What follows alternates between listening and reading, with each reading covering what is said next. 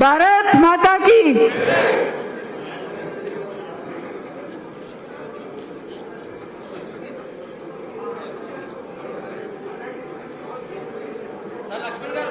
भारत माता की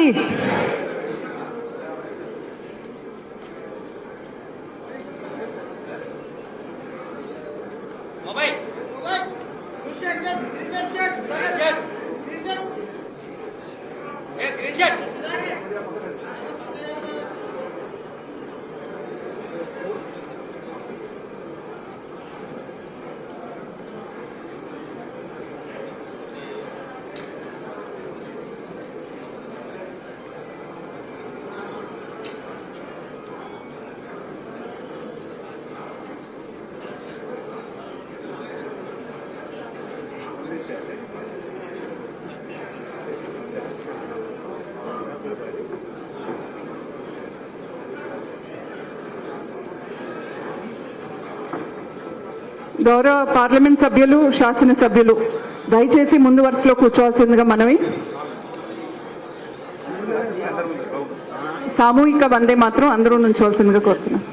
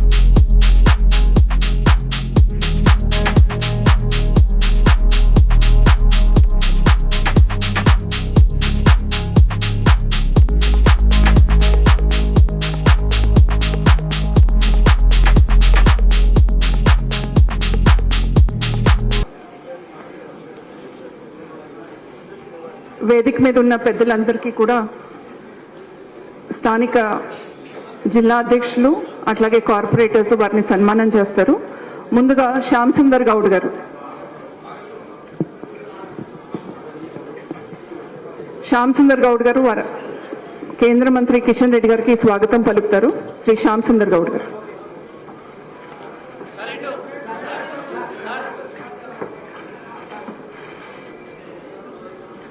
గౌతమ్ రావు గారు విజయ రాహత్కర్ గారికి స్వాగతం పలుకుతారు.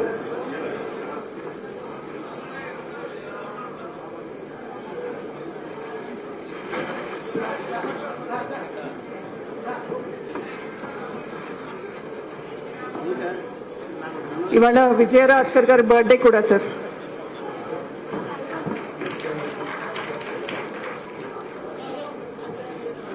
మేకల సారంగపాణి గారు అభయ్ పటేల్ గారికి స్వాగతం పలుకుతారు. సికే శంకర్ గారు డాక్టర్ లక్ష్మణ్ గారికి స్వాగతం పలుకుతారు.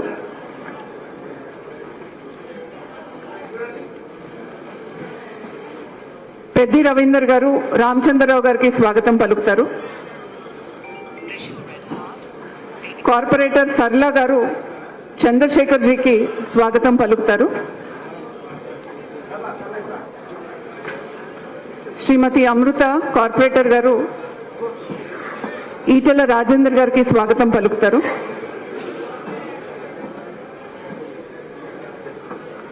సుచిత్ర గారు శ్రీ ఏలేటి మహేశ్వర్ రెడ్డి గారికి స్వాగతం పలుకుతారు.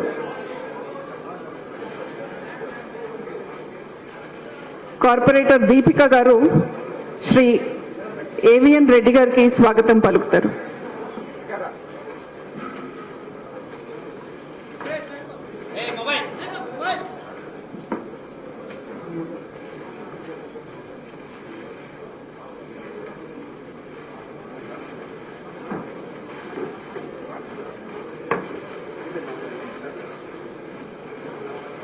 ఈ కార్యశాలని అధ్యక్షత వహించాల్సిందిగా రాష్ట్ర అధ్యక్షులు శ్రీ కిషన్ రెడ్డి గారిని కోరుతున్నాం.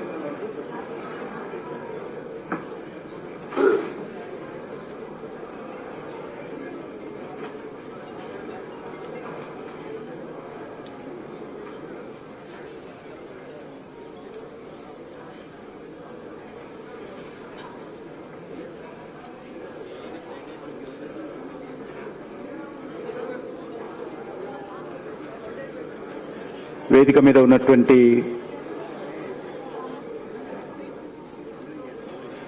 గౌరవ పెద్దలు, ఈనాటి సభ్యత్వ నమోదు సంబంధించినటువంటి శిబిరానికి వచ్చినటువంటి శ్రీమతి విజయ రాత్కర్ జీ, శ్రీ అభయ్ పటేల్ జీ, డాక్టర్ లక్ష్మణ్ గారు, వేదిక మీద ఉన్నటువంటి పార్టీ పెద్దలందరికీ, అదేవిధంగా ఈ కార్యక్రమంలో పాల్గొంటున్నటువంటి వివిధ జిల్లా శాఖల అధ్యక్షులు, రాష్ట్ర పదాధికారులు, మోర్చాలకు సంబంధించినటువంటి రాష్ట్ర అధ్యక్షులందరికీ కూడా స్వాగతం పలుకుతూ, మనకందరికీ తెలుసు భారతీయ జనతా పార్టీ సభ్యత్వ సేకరణ కార్యక్రమం ప్రారంభమైన విషయం మనకు తెలుసు. అక్కడ చూడయా, బయట చూడు, నువ్వే చూడుపో.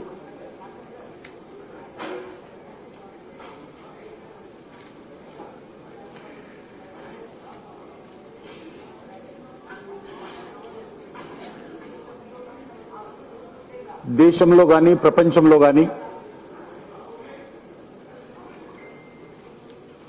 నియమావళి ప్రకారము గ్రామ స్థాయి నుంచి పోలింగ్ బూత్ స్థాయి నుంచి జాతీయ స్థాయి వరకు కూడా సభ్యత్వ సేకరణ కార్యక్రమం కొనసాగించి షెడ్యూల్ ప్రకారము పార్టీ యొక్క సంస్థాగత వ్యవస్థను నిర్మాణం చేసుకున్నటువంటి ఏకైక పార్టీ ఈరోజు భారతీయ జనతా పార్టీ. మిగతా పార్టీలలాగా కుటుంబాల కోసమో వ్యక్తుల కోసమో పనిచేసేటువంటి పార్టీ కాదు మనది. మన పార్టీ దేశం కోసం, సమాజం కోసం పనిచేసేటువంటి పార్టీ. ఇది కార్యకర్తల ఆధారంగా పనిచేసేటువంటి పార్టీ, పార్టీ సిద్ధాంతంగా ఆధారంగా పనిచేసేటువంటి పార్టీ. ఈరోజు మనము దేశంలో చూస్తా ఉన్నాం, ఈరోజు వ్యక్తుల ఆధారంగా పనిచేస్తున్నటువంటి పార్టీలు, ప్రాంతీయ పార్టీలు ఏ రకంగా ఉన్నాయో మనం చూస్తా ఉన్నాం. ఇష్టారాజ్యంగా కుటుంబాల చుట్టూ తిప్పుకుంటూ పెద్ద ఎత్తున అవినీతికి పాల్పడుతూ దేశ రాజకీయాల్లో ఈరోజు వ్యక్తుల పేరుతో చలామణి కావడం కోసం చూస్తున్నటువంటి నేపథ్యంలో మన పార్టీ అంతకుముందు జనసంఘ్ కానీ 80 నుంచి భారతీయ జనతా పార్టీ ప్రారంభించిన తర్వాత కానీ ఒక పద్ధతి ప్రకారము, పార్టీ నియమావళి ప్రకారము సభ్యత్వ సేకరణ చేయడము, తర్వాత పోలింగ్ బూత్ స్థాయి కమిటీల నుంచి జాతీయ స్థాయి వరకు కూడా ఈరోజు కమిటీలు ఏర్పాటు చేసుకుంటున్నటువంటి party Bharatiya Janata party. Bharatiya Janata party cadre base party, Bharatiya Janata party సిద్ధాంతం ఆధారంగా పనిచేసేటువంటి పార్టీ. భారతీయ జనతా పార్టీ ఈరోజు మాస్ పార్టీగా కూడా ఈరోజు మనం ఎమర్జ్ అయ్యాం. ఈ రకంగా కార్యకర్త నుంచి ఈరోజు మాస్ పార్టీగా ఎదగడమేతున్నదో అది ఒక భారతీయ జనతా పార్టీకి మాత్రమే ఈరోజు సాధ్యం. మనం ఎప్పుడు కూడా పార్టీ సిద్ధాంతం ఆధారంగా నిర్ణయాలు తీసుకుంటూ ముందుకెళ్తా ఉంటాం. ఈరోజు మనకందరికీ తెలుసు, క్రమం తప్పకుండా సభ్యత్వ సేకరణ మనం చేపట్టి పార్టీని ముందుకు తీసుకెళ్తాం. కానీ మొన్న పార్లమెంట్ ఎలక్షన్స్ రావడంతో కొంత ఆలస్యమైంది. ఇప్పుడు దేశవ్యాప్తంగా పార్టీ సంస్థాగతకు సంబంధించినటువంటి ఒక ఉద్యమము, ఒక పండుగ వాతావరణంలో ఈరోజు మనం ఈ కార్యక్రమాన్ని చేపట్టబోతా ఉన్నాం. దీన్ని కార్యకర్తలందరం కూడా ఇష్టంతో ఈ సభ్యత్వ సేకరణ కార్యక్రమాన్ని మనమందరం ముందుకు తీసుకెళ్లాల్సినటువంటి అవసరం ఉంది. ఈరోజు మనము మీకు అందరికీ తెలుసు, భారతీయ జనతా పార్టీ ఈరోజు ప్రపంచంలో ఉన్న అత్యధికమైన సభ్యత్వం కలిగినటువంటి పార్టీ మన పార్టీ. గతంలో చైనా కమ్యూనిస్ట్ పార్టీ ఉండేది, కానీ చైనా కమ్యూనిస్ట్ పార్టీని కూడా మనము అధిగమించి అత్యధికమైనటువంటి సభ్యులు కలిగినటువంటి పార్టీగా భారతీయ జనతా పార్టీ దేశంలో ఉంది. ఈరోజు మనమందరం కూడా మన తెలంగాణ రాష్ట్రంలో కూడా ఈరోజు సభ్యత్వ సేకరణ కార్యక్రమాన్ని పూర్తిగా విజయవంతం చేయాల్సినటువంటి అవసరం ఉంది. మొన్న జరిగినటువంటి ఎన్నికల్లో మంచి వాతావరణంలో మనము మరి ప్రజల యొక్క మద్దతు కూడగట్టాం. రానున్న రోజుల్లో దీన్ని మరింతగా పార్టీ బలపడాలంటే మరి సభ్యత్వ సేకరణ కార్యక్రమాన్ని కూడా అందరం కూడా విజయవంతం చేయాల్సినటువంటి అవసరం ఉంది. ఈరోజు అనేకమైనటువంటి గ్రామాలలో మనము ఈరోజు జరిగినటువంటి పార్లమెంట్ ఎన్నికల్లో లీడ్ సాధించడం జరిగింది. అనేక గ్రామాలలో మనము 2వ స్థానంలో కూడా రావడం జరిగింది. కాబట్టి ఈ ఎన్నికల్లో ఏదైతే వచ్చినటువంటి ఫలితాలను దృష్టిలో పెట్టుకొని సభ్యత్వ సేకరణ కార్యక్రమాన్ని మరి విజయవంతం చేయాలి. ఎక్కడైతే నెంబర్ 1 ఉన్నామో అక్కడ మరింతగా బలపడడం కోసం కావాల్సినటువంటి కార్యాచరణ ప్రణాళిక ఆ పోలింగ్ బూత్ వారిగా ఏర్పాటు చేసుకోవాలి.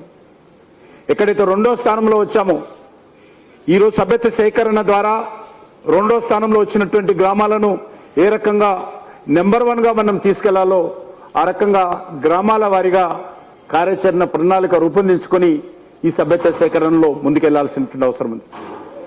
కాబట్టి మనకు జిల్లా ఉన్నా, మండల కమిటీలు ఉన్నా, మన యొక్క కార్యక్షేత్రము పోలింగ్ బూత్ లో ఉండాలి. ఈ సభ్యత్వ సేకరణ మన కార్యక్షేత్రము పోలింగ్ బూత్ స్థాయిలో నుంచే ఈ యొక్క రూపకల్పన చేసుకొని ముందుకెళ్లాల్సినటువంటి అవసరం ఉంది.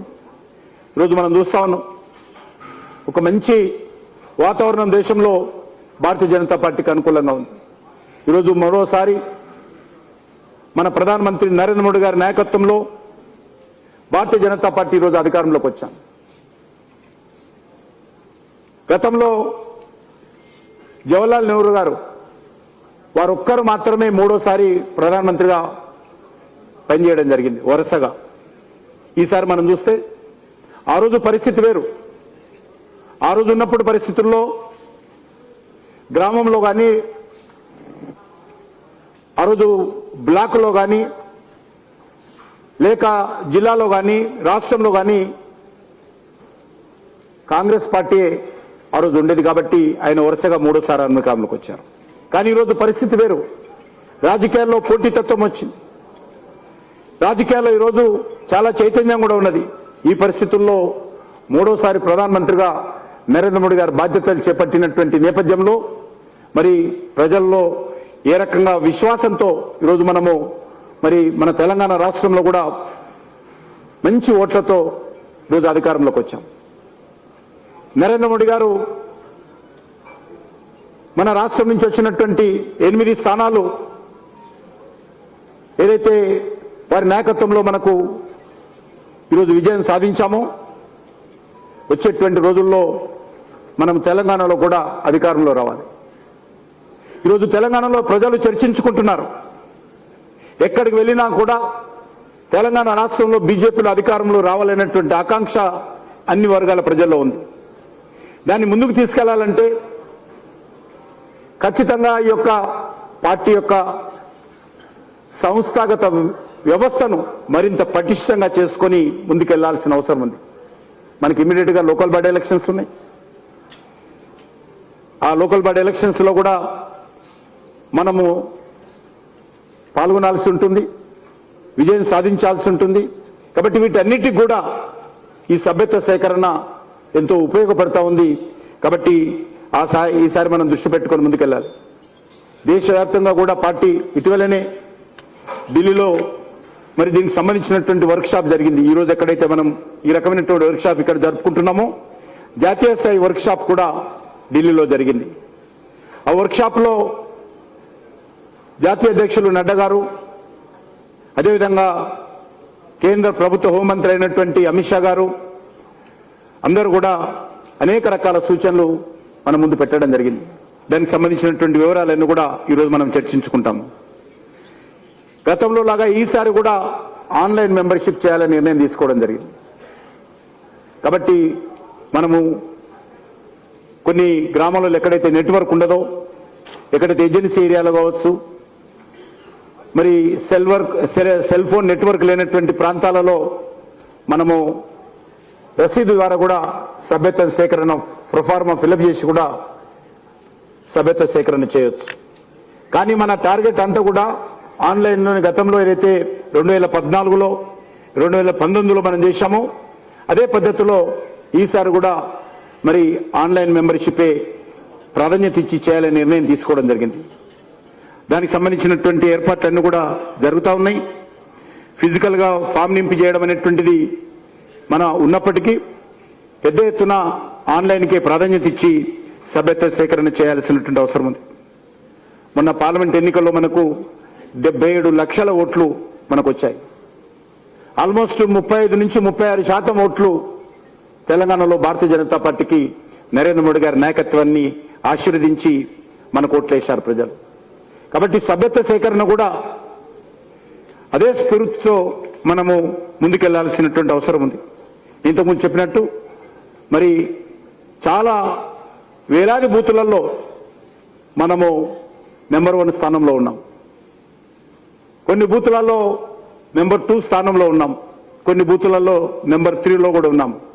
నెంబర్ 3లో ఎక్కడైతే వచ్చామో అదేవిధంగా నెంబర్ 2లో ఎక్కడైతే వచ్చామో అక్కడ నెంబర్ 1 స్థానానికి వెళ్ళడం కోసం మనం ఇంతకుముందు అనుకున్నట్టుగా ఆ రకమైనటువంటి కార్యాచరణ ప్రణాళిక తీసుకొని ముందుకెళ్లాల్సినటువంటి అవసరం ఉంది. ఎందుకంటే ఈరోజు రాష్ట్రంలో మనం చూస్తా ఉన్నాం, అధికారంలోకి వచ్చినటువంటి కాంగ్రెస్ పార్టీ ఏ రకంగా ప్రజలను మోసం చేస్తా ఉందో మనం చూస్తున్నాం. 6 గ్యారంటీల పేరుతో అధికారంలోకి వచ్చి ఈరోజు మరి అనేక రకాలుగా ఇచ్చినటువంటి హామీలను తూట్లు పొడుస్తున్నటువంటి విషయం మనం చూస్తా ఉన్నాం.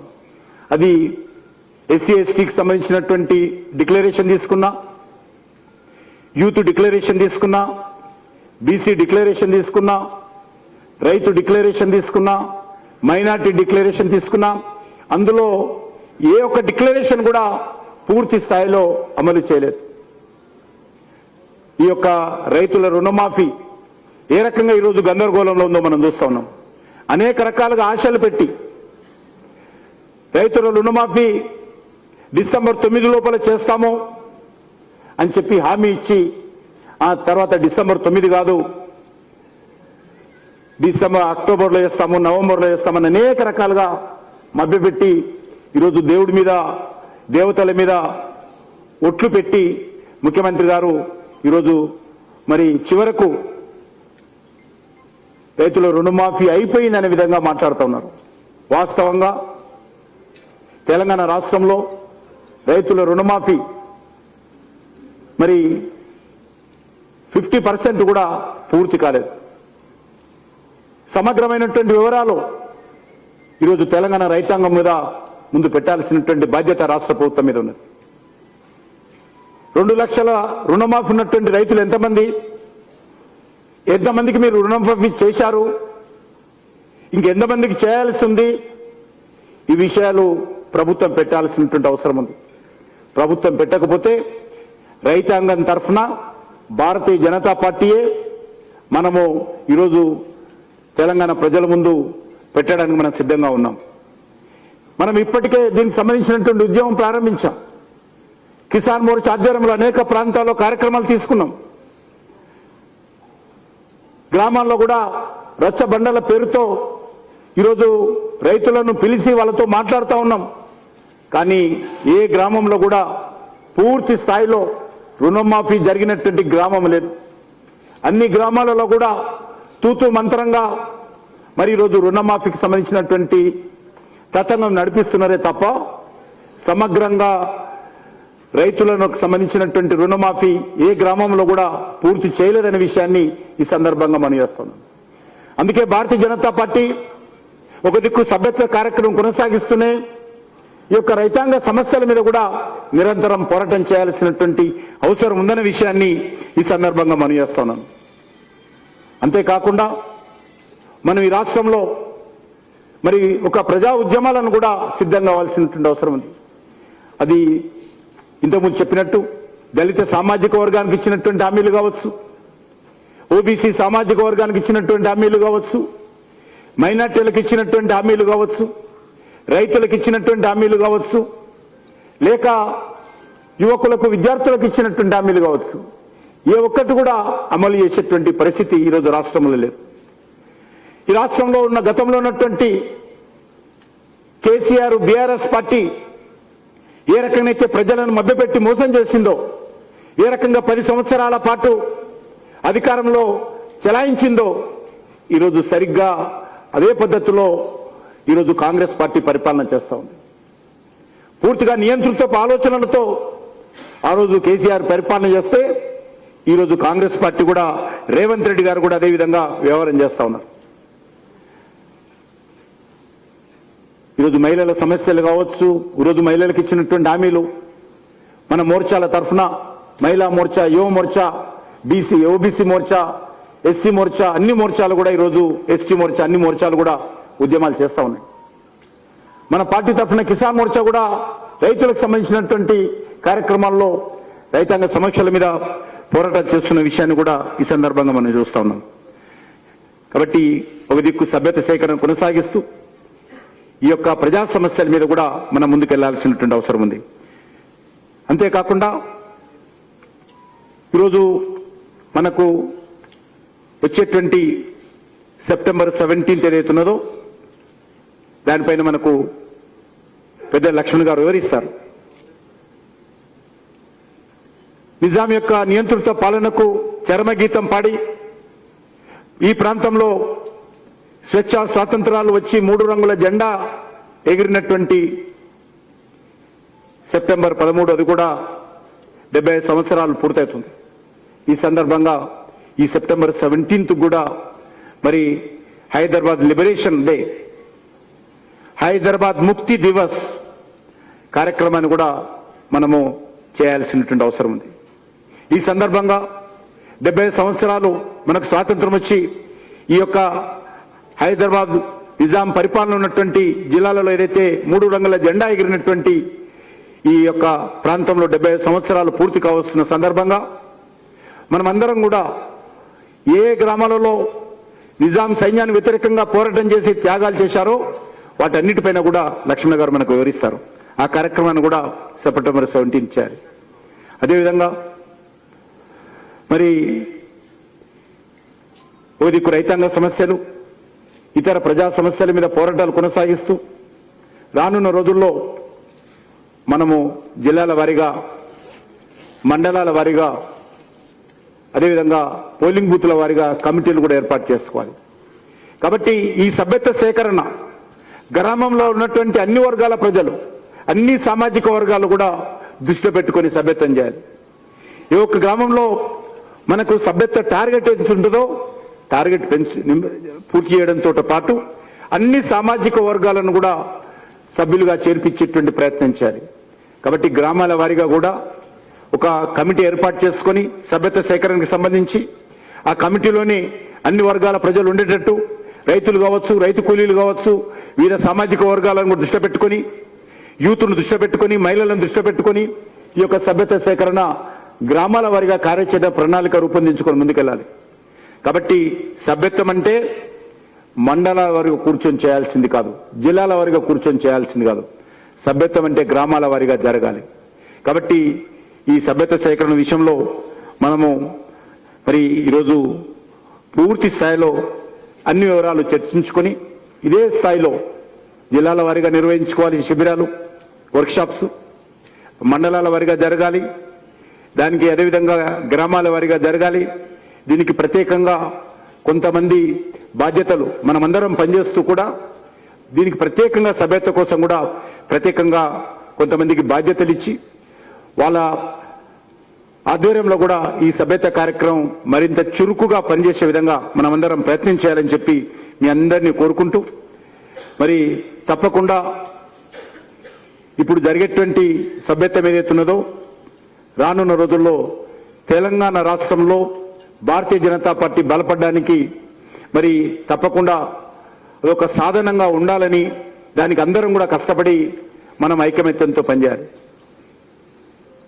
ఇటీవల శాసనసభ ఎన్నికల్లో పోటీ చేసినటువంటి అనేక మంది అభ్యర్థులు, పార్లమెంట్ ఎన్నికల్లో పోటీ చేసినటువంటి అనేక మంది అభ్యర్థులు, అదేవిధంగా జిల్లాల్లో గత అనేక సంవత్సరాలుగా పనిచేస్తున్నటువంటి కార్యకర్తలు, అదేవిధంగా ఇటీవల చాలా మంది బీజేపీలో కొత్తగా చేరినటువంటి వాళ్ళందరినీ కూడా కలుపుకొని ఈ సభ్యత్వ కార్యక్రమంలో వాళ్ళను భాగస్వాములు చేయాల్సినటువంటి అవసరం ఉంది.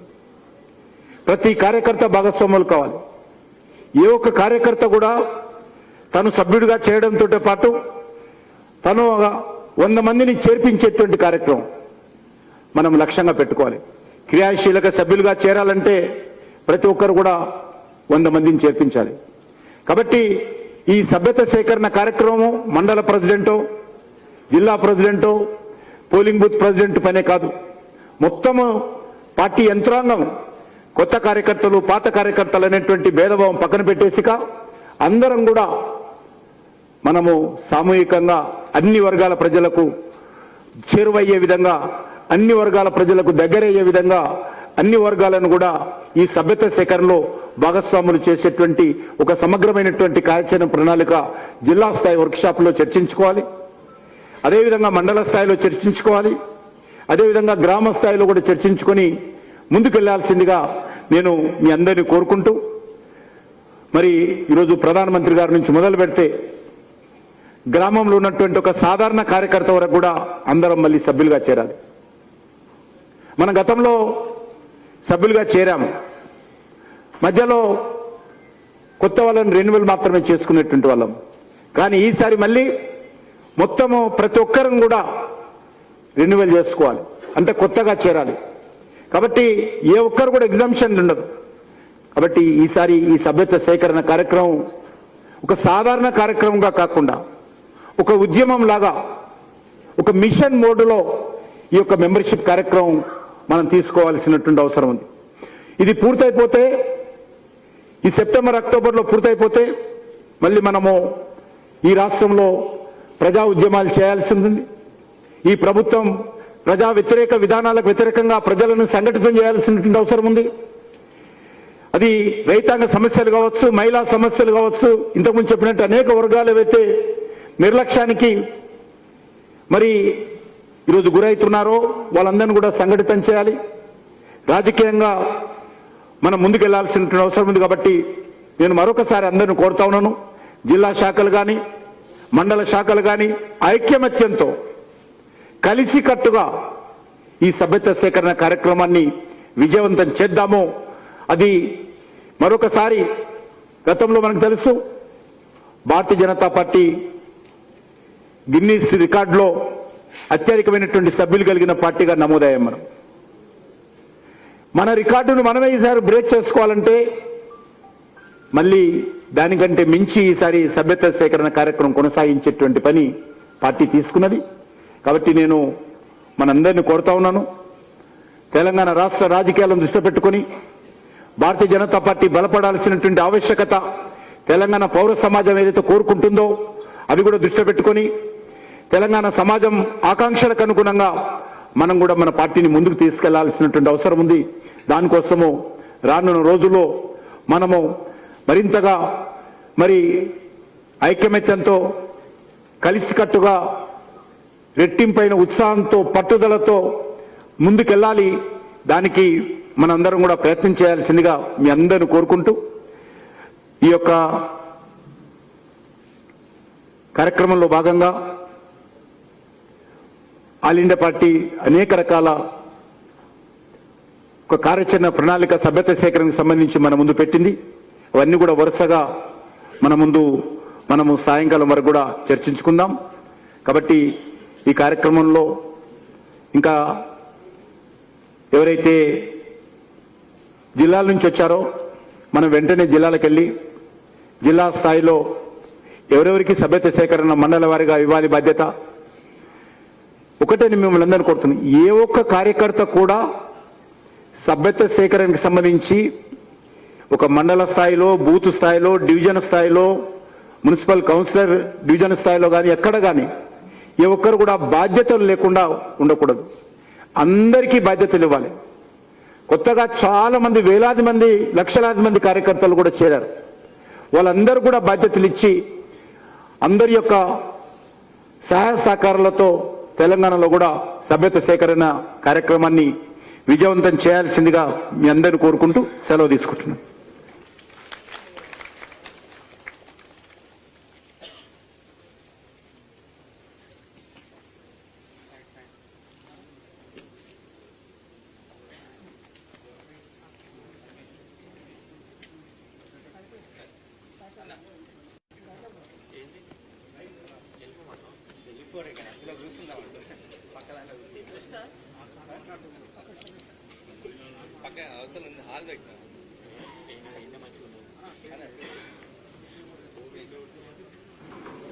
ప్రెస్ వాళ్ళకి సంబంధించి వరకు బయట టీ స్నాక్స్ ఏర్పాటు చేయండి.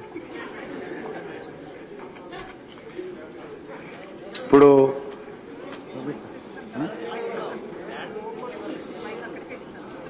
మాట్లాడి లోపల